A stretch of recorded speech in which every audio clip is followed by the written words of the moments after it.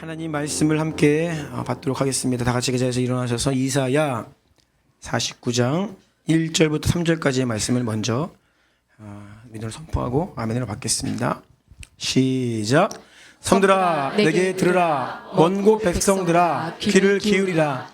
여호와께서 태에서부터 나를 부르셨고 내 어머니의 복중에서부터 내 이름을 기억하셨으며 내 입을 날카로운 칼같이 만드시고 나를 그의 손 그늘에 숨기시며 나를 갈고 닦은 화살로 만드사 그의 화살통에 감추시고 내게 이르시되 너는 나의 종이요 내 영광을 내 속에 나타낼 이스라엘이라 하셨느니라. 아멘. 하박국 말씀도 보겠습니다. 2장 1절과 2절 두 구절만 보겠습니다.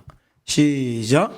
내가 내 파수하는 곳에 서며 성루에 서리라. 그가 내게 무엇이라 말씀하실는지 기다리고 바라보며 나의 질문에 대하여 어떻게 대답하실는지 보리라 하였더니 여호와께서 내게 대답하여 이르시되 너는 이 묵시를 기록하여 판에 명백히 새기되 달려가면서도 읽을 수 있게 하라. 아멘. 자리에 앉으시겠습니다. 우리 주변에 있는 성도님들과 마음의 진심을 담아서 사랑합니다 라고 인사합시다.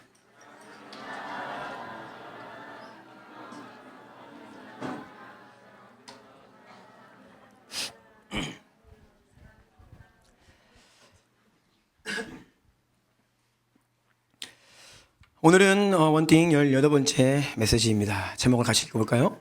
시작. 우리의 기도는 더 깊어져야 하고 영향력은 더 확장되어야 합니다. 아멘. 부제도 읽겠습니다. 시작. 평생 지속되어야 할 변화와 돌파와 성장의 은혜. 아멘. 아멘. 이런 제목으로 하나님의 말씀을 전하도록 하겠습니다.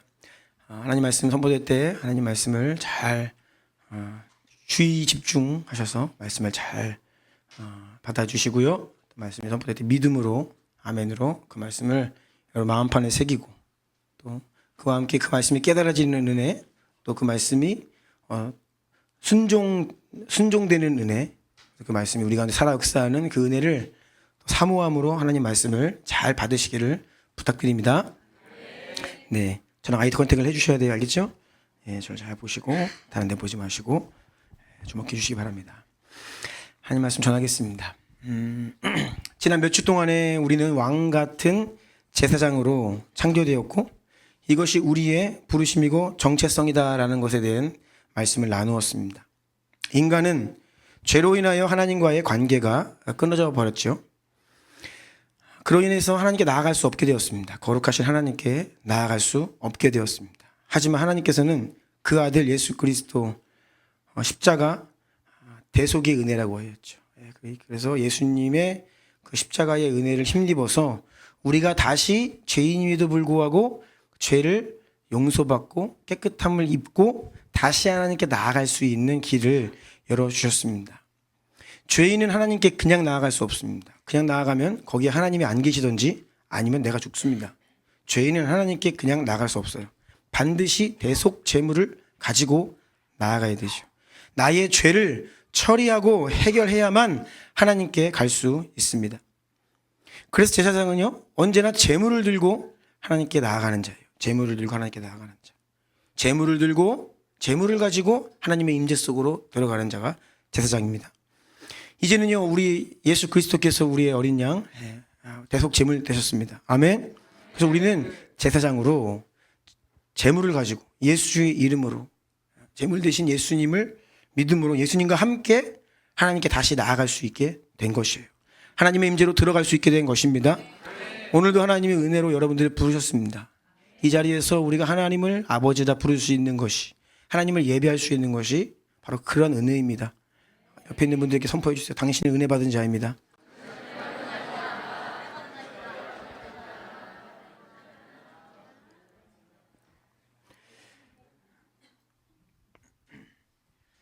우리 모두는 다 이제 제사장이 된 거예요. 다 예수 이름으로 하나님께 나아가는 제사장입니다.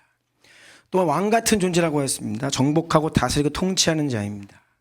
하나님께서 처음 사람을 창조하실 때부터 사람에게 권위를 위임하시고 너는 생육하고 번성하여 땅에 충만하라, 땅을 다스려라, 정복해라. 그러니까 온 세상을 다스리고 통치하라고 명령하셨습니다. 하나님께로부터 받은 권세를 가지고 세상을 하나님과 함께 다스려가는 존재로 이런 왕 같은 자들로 우리를 부르셨습니다. 자꾸 왜 시키냐? 또 선포하세요. 당신은 왕 같은 자입니다.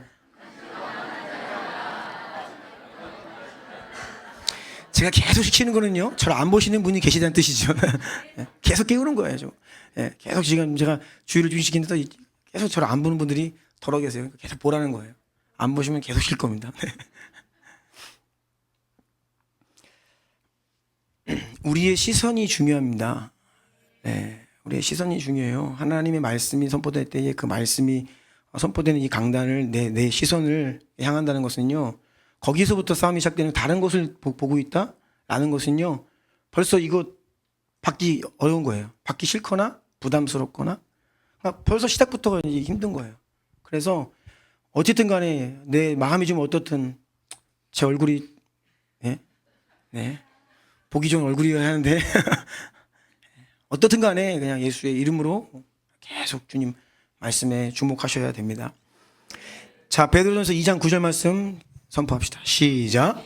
그러나 너희는 택하신 족속이요 왕 같은 제사장들이요 거룩한 나라요 그의 소유가 된 백성이니 이는 너희를 어두운 데서 불러내어 그의 기이한 빛에 들어가 계신 이의 아름다운 덕을 선포하게 하려 하심이라. 아멘.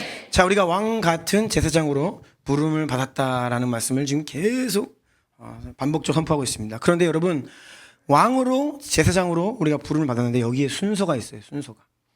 그것은 먼저 하나님의 영으로 우리가 충만하고 먼저 우리가 에덴 안에서 하나님과 동행해야, 하나님과 함께 거해야 제사장의 부르심이죠. 이게 먼저예요. 이게 돼야 그 다음에 우리가 그 임재를 가지고 그 생명을 가지고 세상을 다스리고 통치하는 왕 같은 부르심을 이룰 수가 있는 것입니다. 아멘. 첫 번째 부르심에서 실패하면요, 우리가 죄 용서받고 거룩함을 힘이 있고 하나님의 백성으로 하나님과 함께 거하며 동행하며 하나님의 영으로 충만한 첫 번째 부르심에 실패한 채 두 번째 다스리고 통치한다? 그러면 죄가 가득한 세상으로 통치하게 되는 거예요. 오늘날이 그래요. 사람은요, 본래 DNA가 그냥 계속 그냥 가만히 있어라 그게 아닙니다. 무언가 도전하고 성취하고 그런 DNA가 인간에게 있어요. 그러니까 인류 지난 역사를 보세요. 눈부신 문명의 발전을 이루고 지금도 이렇게 발달 시간을 살고 있지만 지금도 끊임없이 다음 거를 준비하고 사업하시는 분들 보세요. 계속 그 다음을 미리미리 내다보고 준비하고 머무르지 않는다는 거예요. 그런데 이 첫 번째 부르심 앞에 우리가 실패하면요, 무엇을 가지고 세상을 다스리고 통치할 것인가? 그러니까 죄로 가득한 사람이 세상을 다스리면 죄로 가득한 세상이 되어버리는 것이죠. 그래서 이 땅에 무언가 권세가 주어지고 재물이 주어지고 그러면요, 언제나 무엇 따라오니까 죄가 따라오는 거예요. 타락하는 거예요. 하나님을 대적하고 하나님을 그냥 멀리하는 일들이 벌어지는 거예요. 이 첫 번째 부르심에서 실패했기 때문이죠. 1번입니다. 시작. 하나님과의 교제가 더 깊어져야 합니다. 아멘. 네. 예수님께서는 가장 큰 계명, 첫째, 가장 먼저가 무엇이냐? 하나님을 사랑하는 것이다 라고 말씀하셨습니다. 마태복음 22장 38절입니다. 시작. 예수께서 이르시되 내 마음을 다하고 목숨을 다하고 뜻을 다하여 주 너의 하나님을 사랑하라 하셨으니 이것이 크고 첫째 되는 계명이요. 아멘. 아멘. 하나님을 사랑하는 것, 이것이 크고 첫째 되는 계명이다 라고 말씀하셨죠. 예루살렘 근처에 베단이라고 하는 작은 마을이 있었습니다. 가까워요. 걸어서 갈 수 있는 거리입니다. 1-2km밖에 안 돼요. 예수님께서 예루살렘에 가실 때마다 가는 길에 오시는 길에 또 예루살렘에 머무실 때에 이 베다니에 있는 한 가정을 항상 방문하시죠.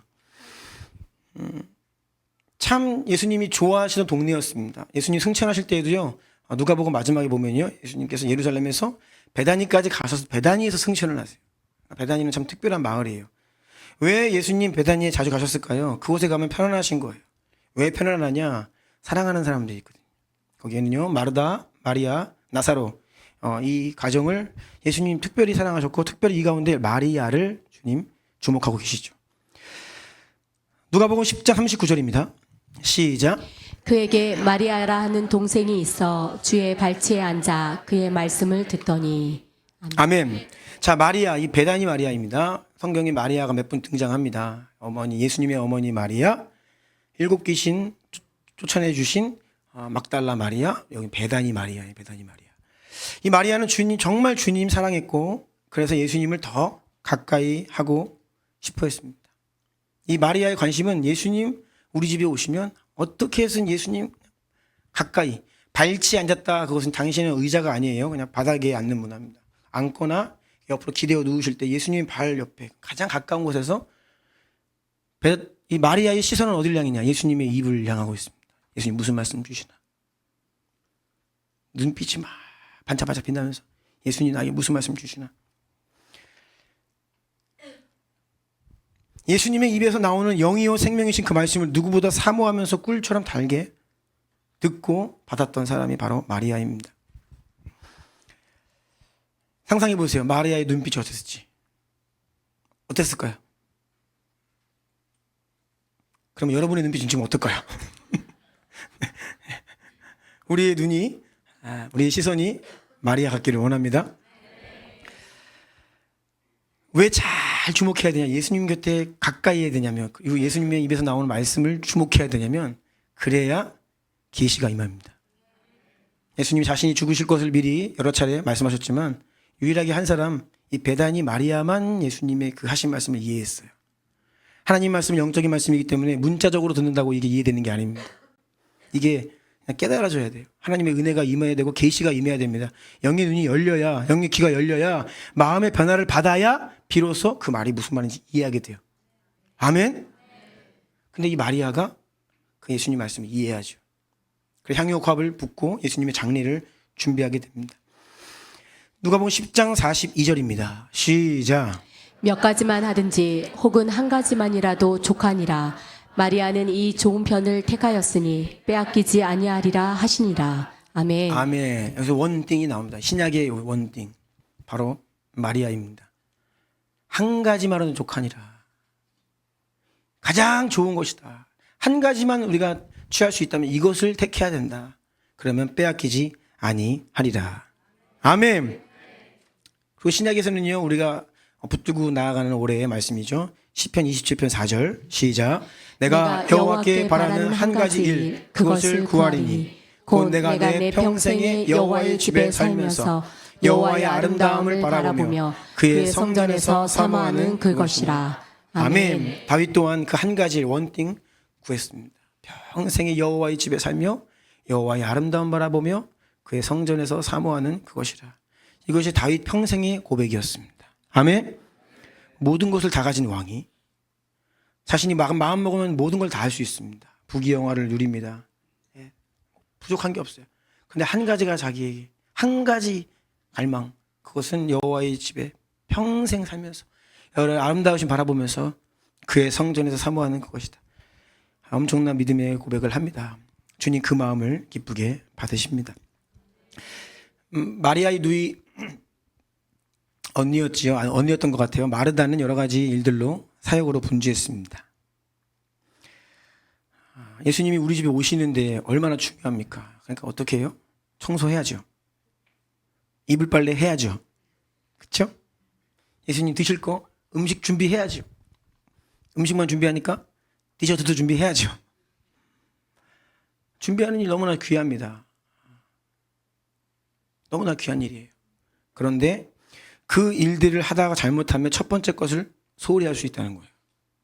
그런데 참 인간이 연약해서 하다 보면 첫 번째 것을 소홀하게 되는 거예요. 우리가 만약 하나님의 일을 한다라고 하면서 분주하고 그래서 예수님 곁에 머물 수 없다면, 주님의 말씀에 귀를 기울일 수 없다면, 그렇다면 모든 것을 잃어버리는 것과 마찬가지죠. 마르다도 집안일 하면서 예수님의 말씀을 들었을 겁니다. 설거지하면서 이렇게 들었어요. 저도 집에서 설거지하면서 제 설교 듣습니다. 빨래 개면서 듣고요. 물론 그것은 우리가 무슨 일을 하든지 또 하나님 말씀을 듣고 하겠다는 마음이지만, 그런데 여러분 그것만으로 해서는요 말씀을 다 흘려듣게 되고 놓치게 됩니다. 하나님 말씀은요 또 시간을 구별하여 오직 하나님 말씀에만 주목하고 집중해서 아멘. 네, 들어야 돼요. 그래야 그 말씀 안에 담겨져 있는 하나님의 음성이 들려오고 우리에게 계시가 임합니다. 첫 번째 실패할 수 있다는 거예요. 많은 일들 때문에. 근데 그 많은 일이 나쁜 게 아니라 하나님을 섬긴다는 일 때문에 실패할 수 있는 거예요. 우리는 먼저 하나님을 사랑하는, 하나님 안에 거하는 이 첫 번째 부르심에 신실해야, 하나님 안에 거해야, 하나님의 은혜로 충만해야, 그래야 비로소 둘째 이웃을 사랑하고 하나님의 일, 사역들을 감당할 수 있습니다. 예수님도 공생의 사역을 시작하시기 전에 먼저 세례 요한에게 세례를 받으실 때에 성령님이 임하시거든요. 먼저 성령을 받으셨습니다. 그리고 이미 40일 광야 금식기도 나가실 때 이미 성령 충만하게 나가셨어요. 그 전에 이 공적인 사역을, 삶을 시작하시기 이전에 예수님은 먼저 성령으로 충만케 되셨다라는 것이죠. 뿐만이 아니라 사명을 감당하시는 중간중간에도 예수님은 언제나 늘 한적한 곳으로 물러가 홀로 하나님 아버지와 시간을 보내는 것, 이게 가장 중요했습니다. 이 첫 번째 부르심에 가장 신실했어요, 우리 예수님은요. 그리고 마지막에 십자가에 오르시기 직전에도요, 어디로 가시느냐? 누가복음 22장 39절입니다. 시작. 예수께서 나가사 습관을 따라 감난산에 가시매 제자들도 따라갔더니. 아멘. 아멘. 습관을 따라 늘 가시던 감람산 겟세마네 동산, 여기가 예수님의 기도 처소예요. 기도 동산입니다. 그곳에 늘 가시던 곳에 또 가셔서 기도하십니다. 기도하세요. 십자가를 지는 가장 큰 사명을 앞두고 계십니다. 근데 예수님 기도하실 수밖에 없었어요. 기도하지 않고서는 그 일을 감당할 수가 없습니다. 기도 막 하시는데 땀방울이 빗방울이 될 때까지 막 기도하시는데 하늘로부터 천사가 와서 돕습니다. 예수님을 도와요. 하나님 우리가 기도할 때 천사들을 파송하십니다. 그래서 우리를 도와주세요. 힘을 주십니다. 사역 이전에 가장 첫 번째로 예수님 삶의 중심에도 아버지와의 깊고 친밀한 관계가 있었다는 것입니다. 우리가 성경을 보면요, 계속해서 이와 같은 패턴이 등장합니다. 지난주 살펴보았던 안디옥 교회가 바나바와 바울 이 두 사람을 파송하기 이전에 교회가 무엇을 했습니까? 금식하며 기도하며 예배했습니다. 하나님의 임재 안에 머물며 주님을 바라보았어요. 주님의 음성에 귀를 기울였습니다. 먼저 하나님을 예배했고 그 임재 안에 머물렀다는 거예요. 첫 번째 부르심에 신실했기 때문에 두 번째 부르심도 감당할 수 있었던 것이죠. 안디옥 교회 이전의 사도 바울 또한 마찬가지입니다.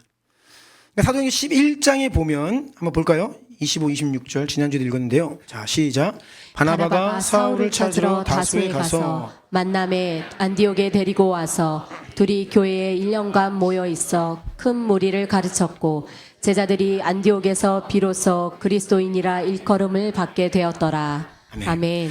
자, 안디옥에서 처음으로 헬라인들이 이제 구원을 받고 이방인 교회가 개척되었습니다. 이 소식을 들은 예루살렘 교회가 바나바를 보내요. 확인하려고. 바나바가 보니까 이 엄청난 역사가 일어나는 거예요. 수많은 이방인들, 헬라인들이 주님께로 막 돌아오는 것입니다.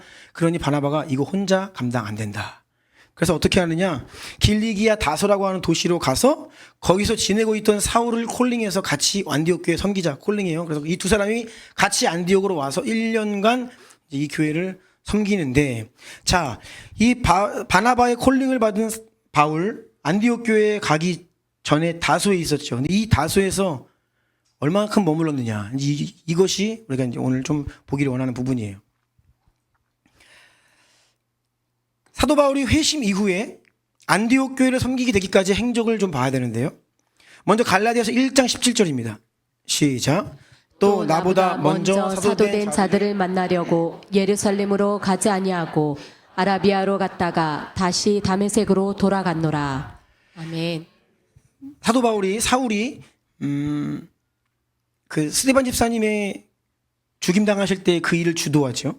그리고 교회를 핍박하고 성도들을 오게 잡아 가두는 앞장서서 그 일을 하고 있었습니다. 다메섹이라고 하는 도시, 먼 도시에 거기에 성도들이 피신했다는 소식을 듣고 가서 잡아오려고 가던 중에 예수님을 만나죠. 회심을 하게 됩니다.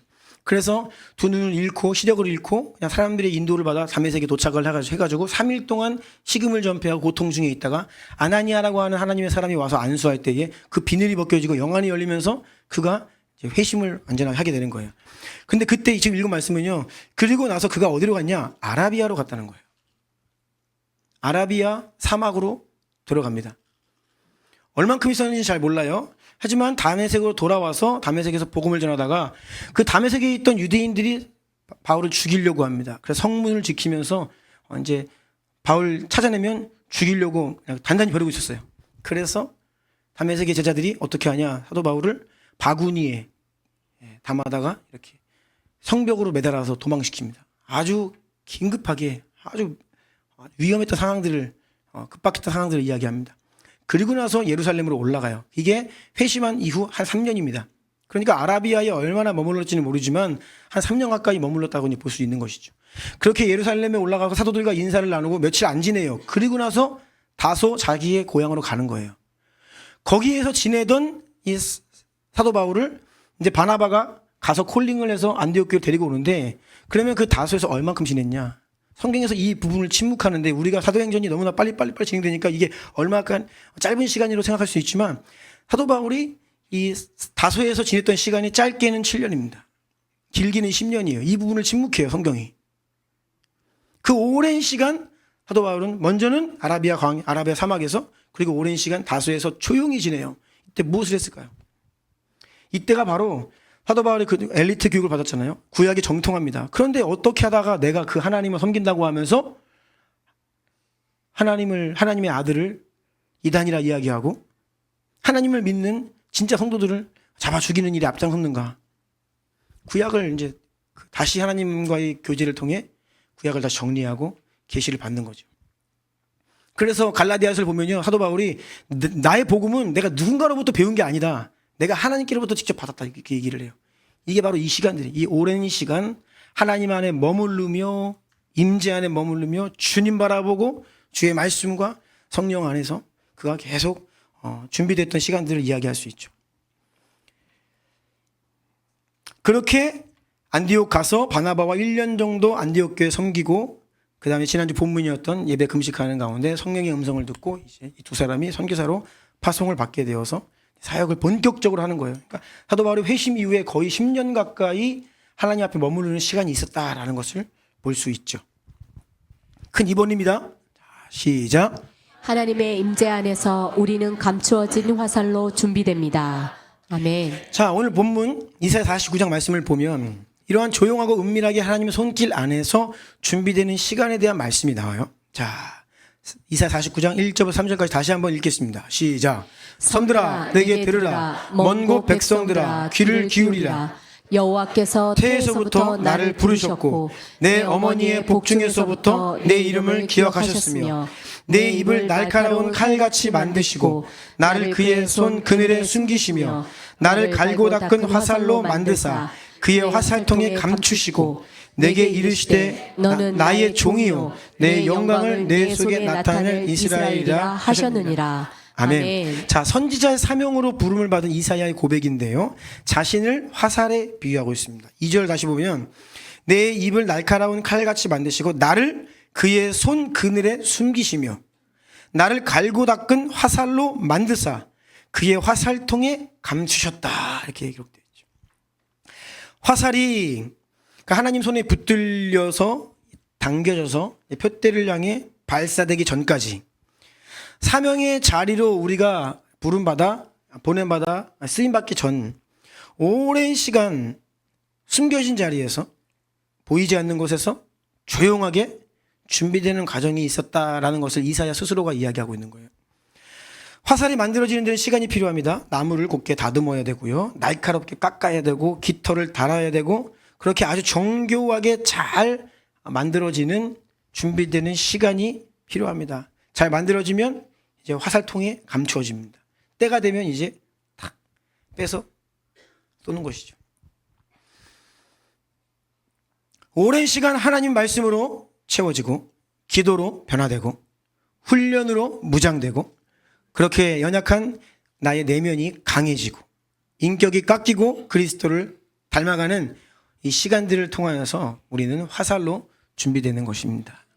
근데 그거 숨겨지고 보이지 않는 곳이 바로 하나님의 임재의 자리입니다. 나와 하나님만 둘만 아는 시간, 나와 하나님만 아는 둘만의 교제의 시간, 보이지 않는 곳에서 그렇게 준비되는 시간이 있다는 것을 말하고 있는 거예요. 자, 3번입니다. 시작. 영적인 영향력은 하나님과의 깊은 관계 안에서 나옵니다. 아멘. 아멘. 여러분 영적인 영향력을 갖기 원하십니까? 아멘. 네. 모든 영향력과 또 우리의 사역의 지경, 우리 교회 안에서도 다양한 사역이 있습니다.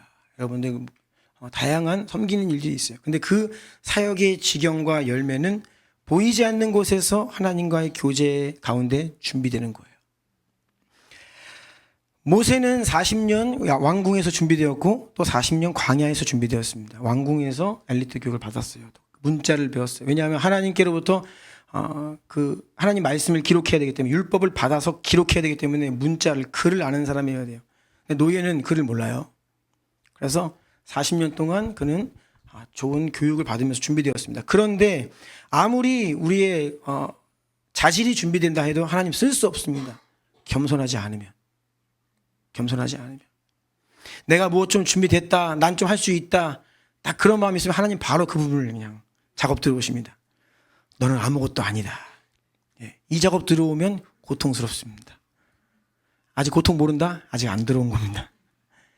그래서 정말 하나님 앞에서 내가 진짜 아무것도 아니구나, 난 진짜 되게 무능하구나 영적으로 라는 것을 직면하면 참 고통스러운 시간인데, 우리는 그 고통스러운 시간을 통해 겸손하여서 하나님을 의지하도록 주님이 우리를 그렇게 준비시키시죠. 아무리 뛰어나도 겸손하지 않으면 쓰실 수 없습니다. 아멘. 네, 어제 결혼식을 했는데 우리 두 사람이 축하합니다. 네. 제가 다른 건 모르겠는데 잘 살 것 같더라고요. 왜냐하면 이 두 사람이 자기가 얼마나 죄인인지 알더라고요. 겸손하면 잘 살 수 있습니다. 근데 나는 잘 살 수 있어, 불안해요. 그러면 난 되게 멋진 남편 될 수 있어, 굉장히 불안한 겁니다.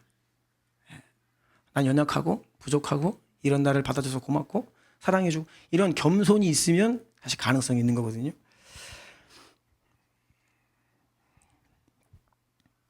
요셉도 13년 동안이나 끊임없이 하나님 바라보고 신뢰하는 훈련을 해야 했습니다. 얼마나 억울하고 힘들고 막 분노, 원망, 이게 정말로 주체할 수 없이 올라왔겠죠. 하지만 다름을 받았어요.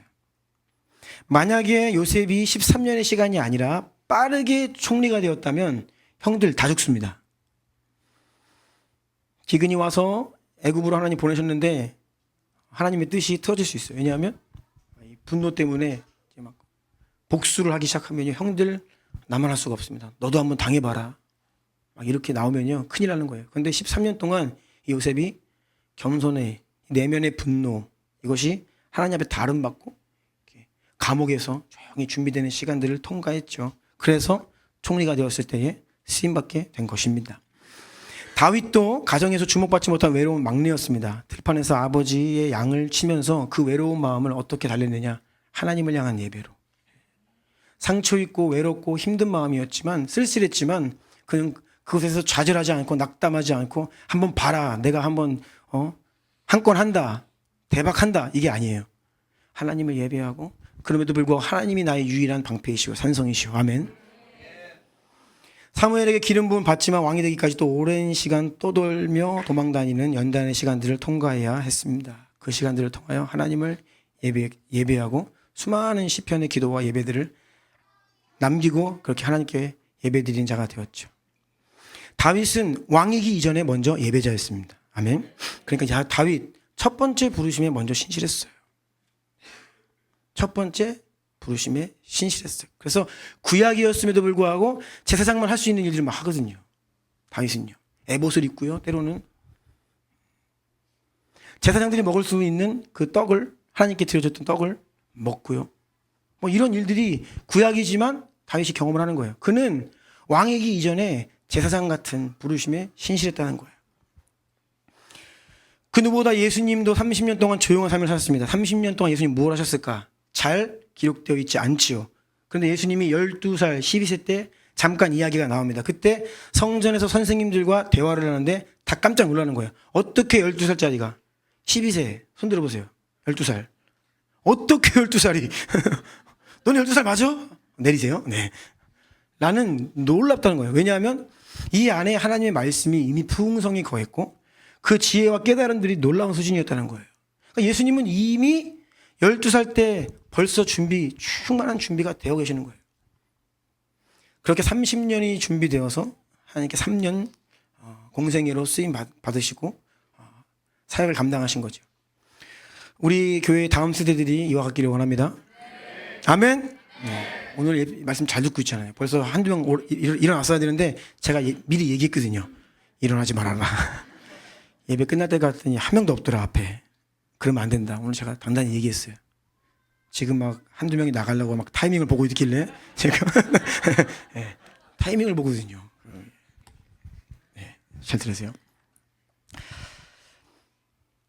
이 제사장으로의 부르심, 살아계신 하나님을 경험하고 그분을 신뢰하고 말씀 붙들고 살아가는 이 믿음의 발걸음으로 성장해야 더 깊은 관계로, 더 깊은 임재로 들어가야 그렇게 예배자로 먼저 살아야 하는 줄로 믿습니다. 자, 4번입니다. 시작. 파수꾼은 영적으로 깨어 하나님의 임재 안에 머무는 사람입니다. 아멘. 아멘. 자, 오늘 두 번째 본문으로 가겠습니다. 하박국 2장 1절입니다. 시작. 내가 내 파수하는 곳에 서며 성루에 서리라. 그가 내게 무엇이라 말씀하실는지 기다리고 바라보며 나의 질문에 대하여 어떻게 대답하실는지 보리라 하였더니. 아멘. 아멘. 자, 내가 내 파수하는 곳에 서며 성루에 서리라. 여기서는 선지자 하박국이 자신의 사명을 성벽 위의 파수꾼으로 비유를 하고 있습니다. 파수꾼은 성벽 위에 가장 높은 성루에 올라가서 적이 오는지를 살펴야 되는 사람이에요. 칠흑같이 어두운 밤이라도 깨어 있어야 됩니다. 그래서 선지자는요, 영적으로 늘 깨어 있는 자다. 아멘. 그 가운데서 기도하며 하나님의 음성을 듣고 또 그 음성을 백성들에게 선포하고 알려야 되는 사명을 가진 자가 선지자였죠. 파수꾼이 성벽 위에 서 있다, 깨어서 이것은요, 열려있는 하나님과의 관계를 이야기하는 거예요. 영적으로 깨어서 기도하고 그 관계를 이야기하는 거예요. 자, 이사야 62장 6절 7절 시작. 예루살렘이여 내가 너의 성벽 위에 파수꾼을 세우고 그들로 하여금 주야로 잠잠하지 않게 하였느니라. 너희 여호와로 기억하시게 하는 자들아, 너희는 쉬지 말며 또 여호와께서 예루살렘을 세워 세상에서 찬송을 받게 하시기까지 그로 쉬지 못하시게 하라. 아멘. 성벽 위에 서서 깨어 기도하며 하나님의 음성을 들을 뿐 아니라 계속해서, 여기서 중요해요, 하나님께서 우리에게 하신 말씀이 있거든요. 우리에게 주신 약속이 있어. 우리 민족에게, 나에게 주신 약속, 말씀이 있어. 그런데 그 하나님의 말씀으로 다시 기도하는 거예요. 자, 다시요. 하나님 말씀은요, 하나님이 우리에게 하신 말씀이잖아요. 성경 말씀은, 약속은. 근데 그 말씀으로 우리가 하나님께 기도하는 거예요. 이게 뭐냐면, 하나님 이렇게 말씀하셨잖아요. 하나님 분명히 이렇게 약속하셨잖아요. 그래서 하나님으로 하여금 우리에게 하신 약속과 말씀을 기억하시게 하는 자들아. 하나님은 잊지 않으시죠. 그런데 그것들을 이렇게 비유적으로 말씀하시는 거예요. 하나님 하신 말씀을 기억하옵소서. 말씀하신 대로 우리를 축복하옵소서. 약속하신 대로 행하시옵소서. 이런 기도를 성벽 위에서 깨어 기도하는데 언제까지요? 예루살렘을 세워 세상에서 찬송을 받게 하시기까지. 이것은요, 세상 끝날까지, 주님 다시 오시는 그날까지 이 일을 해야 한다. 이게 바로 파수꾼 선지자 사명이라는 거예요. 자, 5번입니다. 시작. 하나님의 말씀과 약속은 사명과 함께 주어집니다. 아멘. 자, 그렇게 성벽 위에 서서 깨어 기도하며 하나님의 음성을 기다리는 거예요. 그 1장을 보면요, 하박국 선지자가 하나님께 질문을 많이 합니다. 하나님께 질문하고 하나님이 거기에 대해 대답하시고. 그러니까 1장 마지막 보면요, 하박국 선지자가 하나님께 질문을 막 했어요.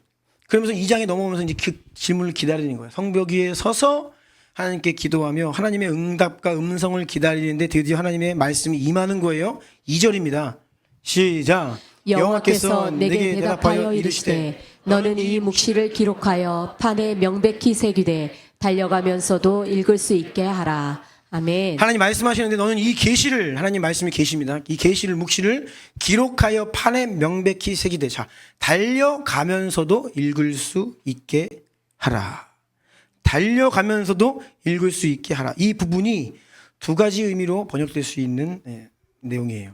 먼저는 지금 읽은 것처럼 우리 성경에서 달려가면서도 읽을 수 있게 하라. 이게 어떤 의미냐면 하나님께서 지금 주시는 말씀을, 계시의 말씀을 아주 분명하게, 명확하게, 정확하게 새겨서 달려가는 사람도 그걸 알아볼 수 있게 크게 정확하게 기록하라는 거예요. 누구라도 달려가는 사람 그것을 알 수 있도록 하나님의 말씀이 잊혀지지 않도록 분명하게 새겨라. 그래서 달려가면서도 읽을 수 있게 하라라고 하는 뜻입니다. 그런데 또 다른 의미로도 번역이 될 수 있어요.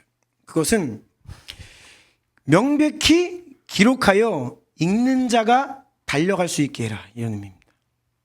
명백히 기록하여 그 하나님 말씀을 읽는 자가 달려갈 수 있게 하라. 이렇게 번역될 수 있어요. 하나님 말씀이 분명히 새겨져야 되는데 그것을 읽는 자가, 말씀을 받은 자가, 이제는 그 사명받은 자가 순종으로 표대를 향해 달려갈 수 있게 하라라고 하는 의미이죠. 마치 왕의 칙령이 떨어집니다. 그 전쟁터에 그 왕의 그 칙령이 전달돼야 돼요. 그러면 그 칙령을 받은 사람 어떻게 달려가야 되는, 그때부터는 이제 사명이 있기 때문에. 마치 선지자, 우리가 이와 같다는 거예요. 하나님의 말씀이 딱 떨어지면요, 이 말씀을 읽는 자가 이제는 달려갈 수 있어야 된다는 거예요. 아멘? 이것을 통해 하나님 말씀은요, 그냥 오는 게 아니라, 따라하세요, 사명과 함께 온다. 아멘? 하나님의 약속도 말씀도 다 사명과 함께 옵니다. 활이 잘 준비되면요, 이제는 발사되어야 하는 것처럼 믿음이라고 하는 것은요, 하나님의 약속이라는 것은요, 하나님 이렇게 하신다니까 기다려야지, 이러한 성격의 것이 아니에요. 자, 6번 보겠습니다. 시작. 믿음은 순종하며 달려가는 것입니다. 아멘. 히브리 12장 8절 보면 믿음으로 아브라함은 부르심 받았을 때에 순종하여 장래의 유업으로 받을 땅에 나아갈새 갈 바를 알지 못하여 나아갔다. 이렇게 기록되어 있죠. 아브라함은 부르심의 약속을 받고 갈 바를 알지 못했지만 떠났습니다. 아브라함에게 믿음이란 단지 그냥 기다리는 것이 아니었어요. 물론 약속의 아들이 태어나기까지 인내하며 기다려야 하는 시간도 있었습니다. 하지만 마냥 기다리는 것을 의미하는 게 아니에요. 약속이란. 하나님 말씀하시자 3일 길을, 그 아들을 데리고 3일 길을 걸어가서 믿음으로 어떻게 해요? 제단에 번제물로 드리는 거예요. 히브리서 11장 17절입니다.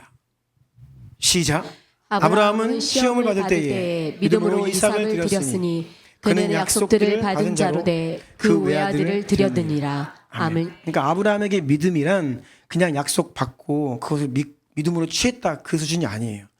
받으면요 떠나고, 받으면 순종하고, 받으면 행하고, 받으면 드리고, 말씀을 받으면요 이 믿음의 순종에 무언가가 반응이 나왔다는 것이죠. 노아는 하나님의 말씀을 받고 그 말씀을 무려 100년이나 이 방주를 짓는 순종으로 반응했습니다. 히브리서 11장 7절입니다. 시작. 믿음으로 노아는 아직 보이지 않는 일에 경고하심을 받아 경외함으로 방주를 준비하여 그 집을 구원하였으니 이로 말미암아 세상을 정죄하고 믿음을 따르는 의의 상속자가 되었느니라. 아멘. 아멘. 아벨은 믿음으로 더 나은 제사를 드렸습니다. 히브리서 11장 4절입니다. 시작. 믿음으로 아벨은 가인보다 더 나은 제사를 하나님께 드림으로 의로운 자라 하시는 증거를 얻었으니 하나님이 그 예물에 대하여 증언하심이라. 그가 죽었으나 그 믿음으로써 지금도 말하느니라. 아멘. 모세의 엄마 아빠 부모님은 믿음으로 목숨을 걸고 아이를 숨겼습니다. 히브리서 11장 23절입니다. 시작. 믿음으로 모세가 낳았을 때에 그 부모가 아름다운 아이임을 보고 석 달 동안 숨겨 왕의 명령을 무서워하지 아니하였으며. 아멘. 여러분, 우리가 하나님께서 우리에게 말씀을 주시고 약속을 주실 때 그것은 사명과 함께 주어집니다. 내가 세상 끝날까지 너희와 항상 함께 있으리라고 하신 약속은요, 모든 민족을 제자로 삼으라고 하는 명령과 함께 주어지죠. 성령이 너희에게 임하실 것이다 라고 하는 약속의 말씀은요, 땅끝까지 내 증인이 되라 명령과 함께 주어집니다. 이 천국 복음이 모든 민족에게 증언되기 위하여 온 세상에 전파되니 그제야 끝이 오리라. 아멘. 이것은 단지 그렇게 될 것이다가 아니라 will be preached가 아니라 must be preached라고 이재한 선생님 말씀하셨잖아요. 그냥 시간이 지나면 그냥 성취될 말씀이 아니라 우리가 그 약속의 말씀 붙들고 순종으로 그 약속의 성취에 동참해야 되는. 아멘. 약속은 우리의 반응과 우리의 순종을, 사명을 같이 주고 있다는 거예요. 우리가 지난 주중에 읽었던 말씀인데요, 여호수아 14장에 갈렙의 믿음의 고백이 나옵니다. 여호수아 14장 10절부터 12절까지 읽겠습니다. 시작. 이제 보소서, 여호와께서 이 말씀을 모세에게 이르신 때로부터 이스라엘이 광야에서 방황한 이 45년 동안을 여호와께서 말씀하신 대로 나를 생존하게 하셨나이다. 오늘 내가 85세로되 모세가 나를 보내던 날과 같이 오늘도 내가 여전히 강건하니 내 힘이 그때나 지금이나 같아서 싸움에나 출입에 감당할 수 있으니 그 날에 여호와께서 말씀하신 이 산지를 지금 내게 주소서. 당신도 그 날에 들으셨거니와 그곳에는 아낙 사람이 있고 그 성읍들은 크고 견고할지라도 여호와께서 나와 함께 하시면 내가 여호와께서 말씀하신 대로 그들을 쫓아내리이다 하니. 아멘. 자, 갈렙은 40세의 정탐꾼의 12정탐꾼의 한 사람이었죠. 가나안 땅에 먼저 들어가서 그 땅을 밟으면서 그 땅을 다 둘러보고 왔습니다. 하나님께서 내가 밟은 땅을 주겠다라고 약속하셨어요. 근데 문제는 나머지 10명의 정탐꾼의 이 부정적인 보고와 불신앙으로 인해서 40년 동안 광야에서 방황을 하게 됩니다. 그래서 지금은 이제 85세, 45년이나 지난 거예요. 하나님 주신 약속을 45년 동안 기다렸어요. 근데 45년 동안 인내로 기다린 갈렙이 뭐라고 이야기하냐면, 내가 여전히 강건하니 내 힘이 그때나 지금이나 같아서 내가 싸울 수 있다라고 이야기를 하는 거예요. 여호와께서 말씀하신 이 산지를 지금 내게 주소서. 아멘. 주겠다고 하신 약속은요, 그냥 주어지는 게 아닙니다. 아낙 자손이 있는 가장 힘든 곳을 달라는 거예요. 하나님 약속하셨으니까 내가 가서 싸워 이기겠다. 싸워 취하겠다. 아멘. 갈렙의 지금 나이가 몇 살이라고요? 85세. 우리 교회에 제가 알기로 85세 넘으신 분이 안 계시죠. 네. 다 갈렙보다 젊으십니다. 능히 싸우실 수 있습니다. 네, 아멘. 약속은 그냥 기다리는 게 아닙니다. 약속 붙들고 나아가 싸워 취하는 겁니다. 아멘. 그러니까 하나님의 약속은요, 언젠가 저절로 성취되는 성격이 아니라는 것을 말씀드리는 거예요. 하나님의 약속은 우리가 믿고 구하고 바라고 꿈꾸는 곳에서 더 나아가 믿음으로 담대하게 도전하고 싸워 이기고 취하고 이렇게 능동적으로 성취되는 거예요. 능동적으로. 자, 7번입니다. 시작. 하나님은 우리를 동력자로 부르셨습니다. 아멘. 소극적으로 그냥 그것을 지켜보는 자들이 아니라 적극적으로 그 약속의 말씀의 성취를 위해 순종하여 사명 감당하는 자들로 저와 여러분을 부르신 줄로 믿습니다. 자, 마태복음 28장 18절로 20절 시작.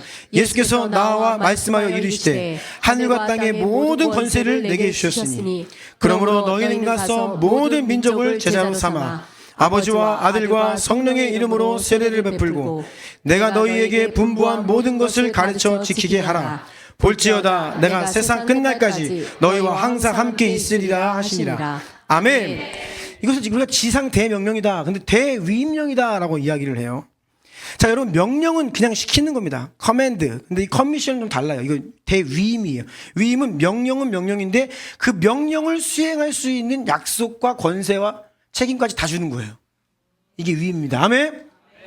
그러니까 우리에게 주님 무슨 명령을 하실 때에 그것을 감당할 수 있는 능력도 주시는데, 예수님이 하늘과 땅의 모든 권세를 예수님 안에 있다. 그런데 내가 너희와 항상 함께 할 것이다. 아멘. 그러니까 너희는 가서 모든 민족을 제자로 삼으라. 약속이자 명령이죠. 그리고 우리의 사명인 줄로 믿습니다. 그렇기 때문에 이 말씀을 듣고 사도들은 어떻게 했습니까? 내게 있는 이것을 너에게 주노니 낫사렛 예수 그리스도의 이름으로 일어나 걸으라. 아멘. 이것이 사도들의 사역이었어요. 내 안에 오신, 나와 함께 하시는 모든 권세 가지신 예수 그리스도, 그 이름의 능력을 내가 갖고 있다. 내 안에 있다. 사명 감당하는 자들로 나아갔죠.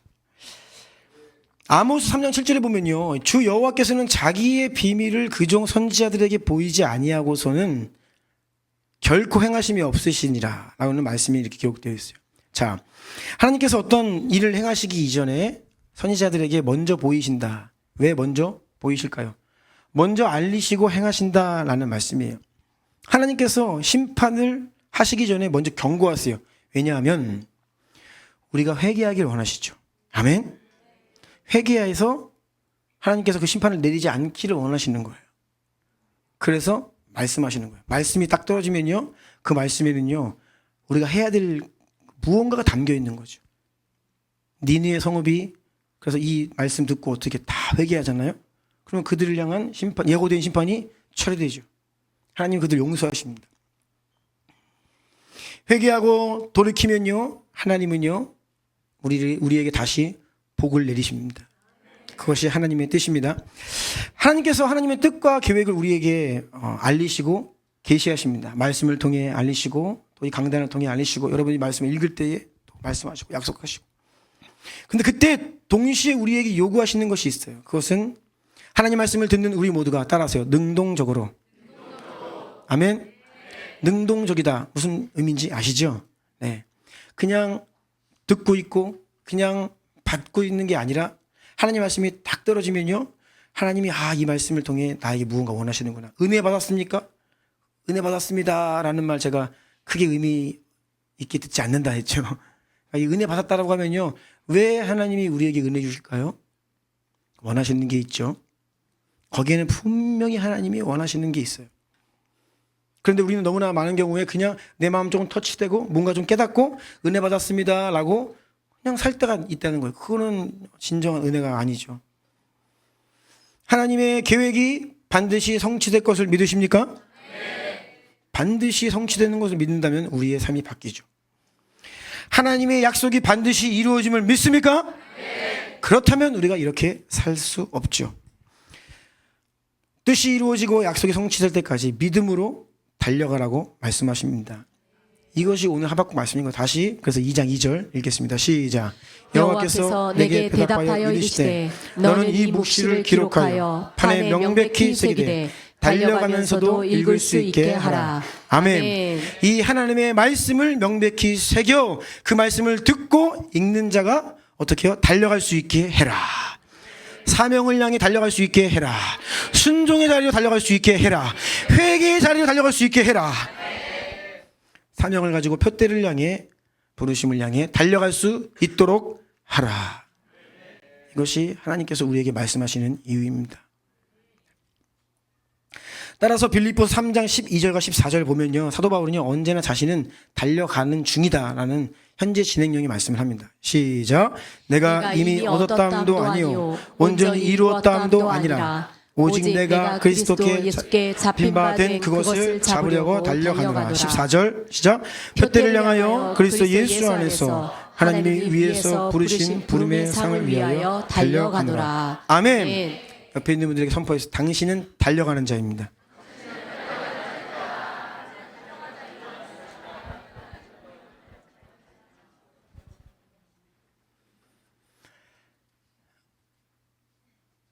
내 나이가 몇인데 이제 힘들어가 아닙니다. 네. 달리셔야 돼요. 네. 계속 달려가야 됩니다.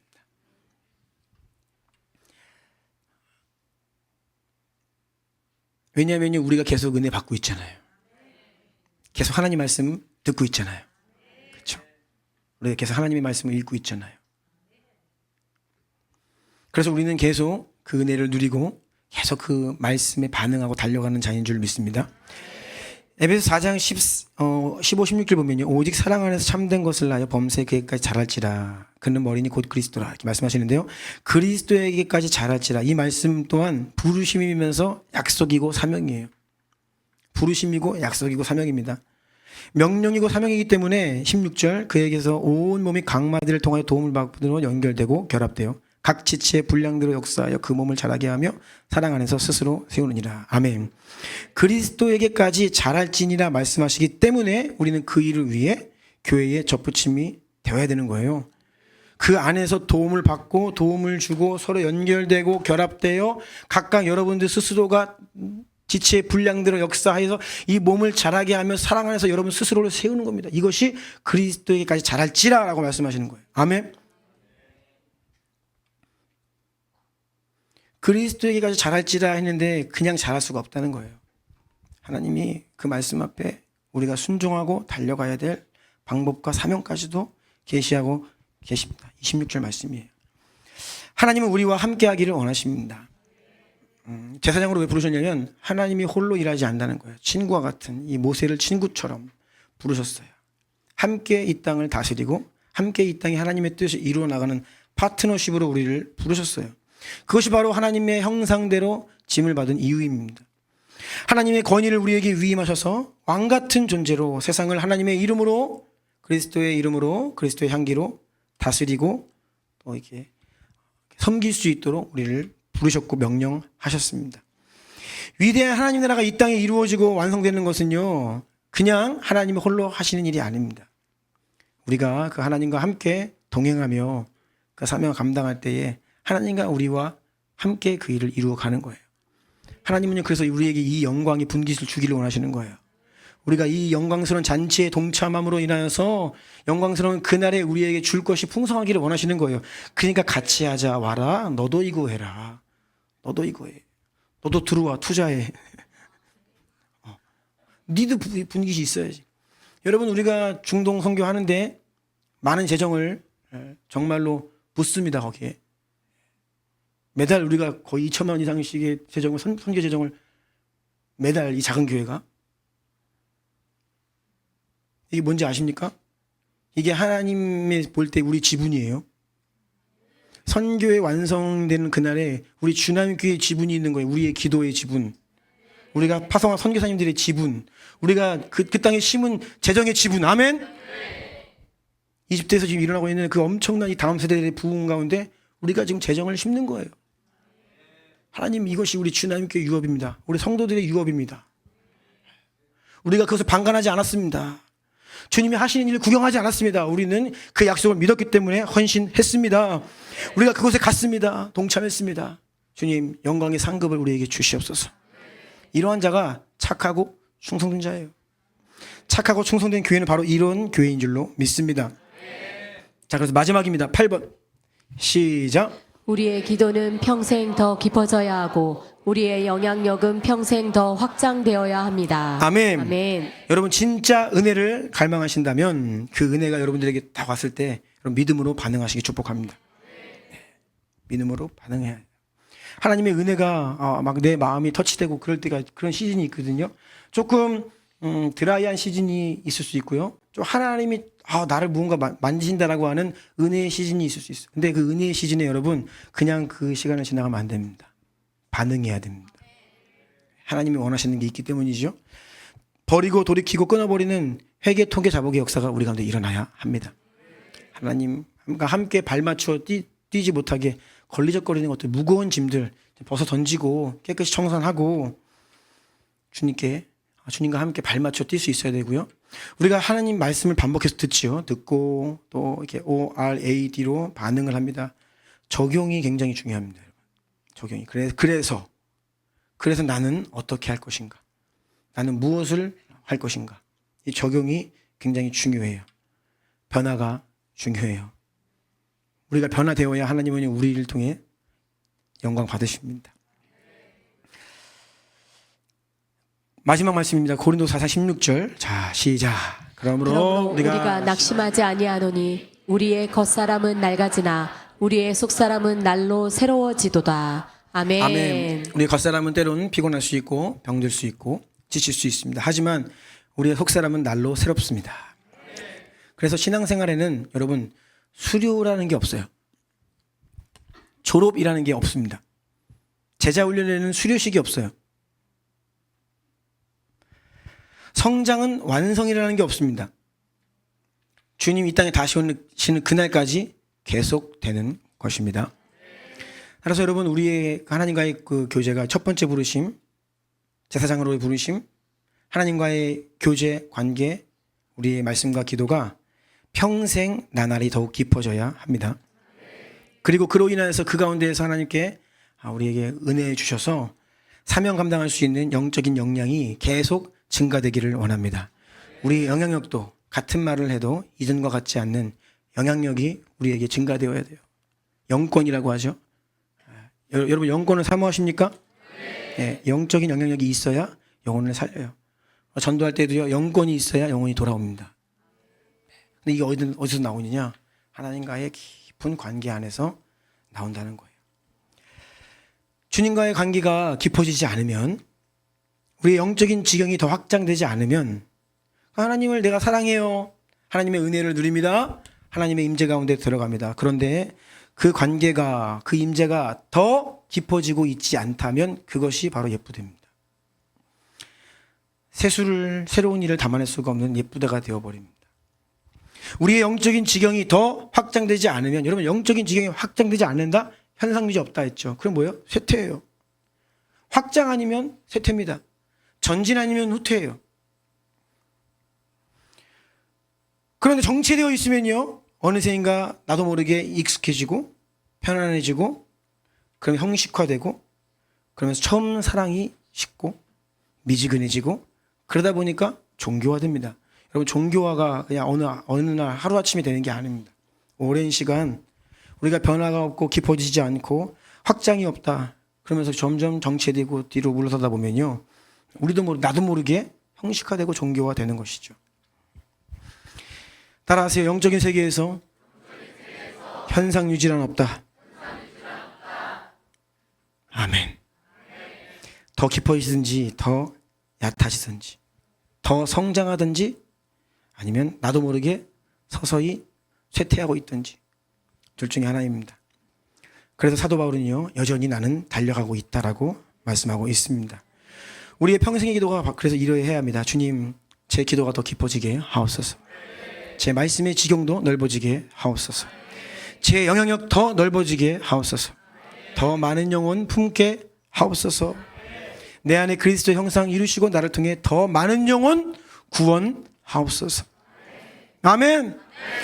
이것이 하나님께서 왕같은 제사장으로 부르신 성도의, 우리의 평생의 신앙의 여정이고, 주님을 만나는 그날까지 계속되어야 할 변화와 돌파와 성장의 은혜입니다.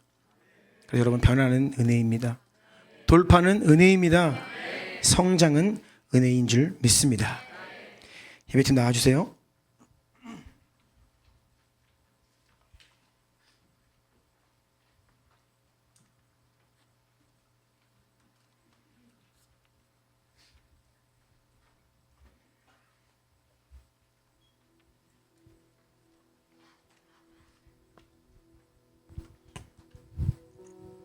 눈을 감아볼까요?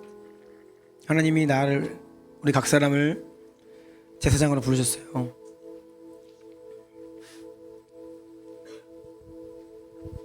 왕 같은 자들로 부르셨습니다.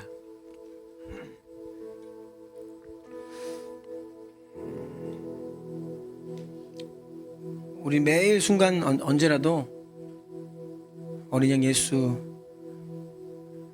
붙들고 함께 하나님께 나아갈 수 있는 자가 되었습니다.